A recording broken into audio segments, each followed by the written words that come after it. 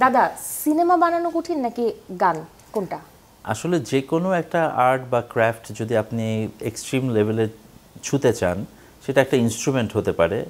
যদি আমরা পণ্ডিত রবিশঙ্করের কথা বলি, তার মতো সেতার বাদক তো এই পৃথিবীতে এখনো আসেননি। হ্যাঁ, তো ওই লেভেলে যাওয়া যে কোনো ক্রাফটই অনেক কঠিন ব্যাপার। আবার সিনেমা হ্যাঁ বানানো, অনেক কিছু মিলিয়ে একটা জিনিস করা, কিন্তু কীরকম সিনেমা? এখন তো অনেকেই অনেক কিছু বানাচ্ছে দেখছি আমরা, সেগুলো কি মানটা কি সেরকম হচ্ছে? হ্যাঁ, তো ভালো মানের কিছু করতে গেলে যে কোনো কাজই কঠিন, আসলে যে কোনো কাজই খুব সাধনার ব্যাপার। তবে সিনেমাতে যে জিনিসটা হয়, অনেক কিছুর ইনক্লুড করতে হয়। এই কাজটা একটু প্রসেসটা অনেক লেন্দি এবং ফিজিক্যালি একটু মানে একটু জটিল। শুধু সিনেমা বানানো না, রিলিজ করা, এটা একটা আরেকটা মানে অন্যরকম ব্যাপার। এই গল্পটাও শুনবো, কিন্তু যদি আমি একটু নীলার থেকে একটা বিষয় জেনে না আসলেই হবে না, কারণ যেহেতু নীলা এই সিনেমার একটা ভাইটাল ক্যারেক্টার কাজও করেছে তার পরিচালনায়। তো সঙ্গীতের কারিগর হিসেবে আমরা সত্য সাহার ছেলে ইমন সাহাকে অসাধারণভাবেই চিনি, জানি, আমরা সবাই সেটা জানি। নীলা কি একটু বলবে কি না যে পরিচালক হিসেবে সে কেমন, মানে সিনেমার পরিচালক হিসেবে? ভাইয়ার সাথে তো আমার পরিচয় অনেক আগে থেকে, 7-8 বছর তো হয়ে যাবে। আমার প্রথম 2 সিনেমাতেই হচ্ছে গিয়ে উনি মিউজিক ডিরেক্টর ছিল এবং ওনার প্রত্যেকটা গান ওনারই করা। তো আগে থেকে একটা পরিচয় ছিল এবং ওনার উপর আমার এই ভরসা ছিল যে উনি করলে খারাপ কিছু হবে না।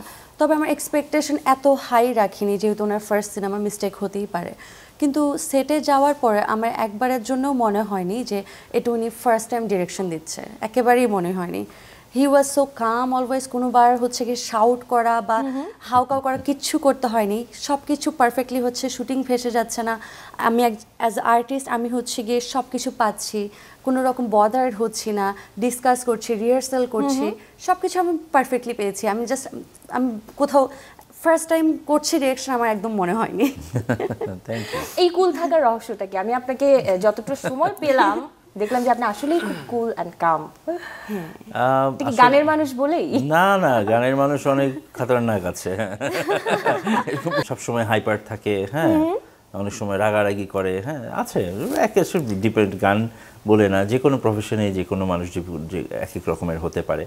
বাট আমার সত্যি কথা কি, মানে দেখেন, আপনি যদি খুব আমরা সবসময় বলি না, আমার এই ছবির মেসেজও ওইরকমই একটা, যে আমরা সবসময় নেগেটিভভাবে চিন্তা করি, এটা হলো না, সেটা হলো না, এটা পেলাম না, সেটা পেলাম না, হারে ওর ওইটা আছে, আমার সেটা নেই। আসলে আমি যখন চিন্তা করি যে আমি যে জাস্ট নিঃশ্বাস নিচ্ছি, এটাই যে কত বড় একটা পাওয়া। আমি আজকে ঘুম থেকে উঠে আজকে সূর্যোদয় দেখেছি, আমি একবেলা খেয়েছি, আমার মাথার উপরে একটা ছাদ আছে। এই সামান্য জিনিসগুলি মানে কত বছর ইম্পর্টেন্ট। এই জিনিস যদি রিয়েলাইজ করে ধারণ করা যায়, তখন যেটাই পাচ্ছে সেটাই কিন্তু বোনাস। তো সেখানে হারানোর কিছু নেই, মানে খুবই পজিটিভ চিন্তায় থাকতে হবে।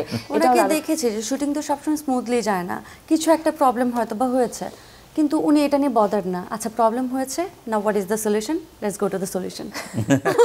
হ্যাঁ, একটু আগেই তো বলছেন দাদা একেবারে বকাই দিতে পারে না। হ্যাঁ।